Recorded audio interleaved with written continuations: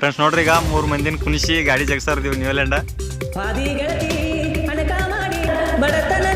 ಯೂಟ್ಯೂಬ್ನಲ್ಲಿ ಕಲಿತುಕೊಂಡು ತನ್ನದೇ ಆದ ಹೊಸ ಶೈಲಿಯಲ್ಲಿ ಪುಟ್ಟ ಪುಟ್ಟ ಎಲೆಕ್ಟ್ರಾನಿಕ್ ಟ್ರ್ಯಾಕ್ಟರ್ ತಯಾರಿಸಿಕೊಂಡು ಜನರ ಮೆಚ್ಚುಗೆ ಗಳಿಸುತ್ತಿರುವ ಈ ಪುಟ್ಟ ಬಾಲಕ ಸಾಮಾಜಿಕ ಮಾಧ್ಯಮದಲ್ಲಿ ಸಾಕಷ್ಟು ವೈರಲ್ ಆಗ್ತಿದ್ದಾನೆ. ಇವನ ಈ ಚಾಕಚಕ್ಯತೆ ಚಾಣಕ್ಷತೆ ಕಂಡ ಜನರು ಬೆಕ್ಕಸ ಬೆರಗಾಗಿ ಇವನ ಕಲೆಯನ್ನ ನೋಡ್ತಾ ಇದ್ದಾರೆ ಕಣ್ರಿ. ಹೊಡಿ ಚಲ ಮಾಡಿ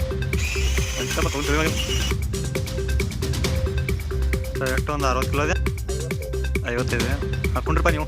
ಫ್ರೆಂಡ್ಸ್ ನೋಡ್ರಿ, ಈಗ 3 ಮಂದಿನ ಕುಣಿಸಿ ಗಾಡಿ ಜಗಸಾರ್ದೀವಿ ನ್ಯೂಲ್ಯಾಂಡ.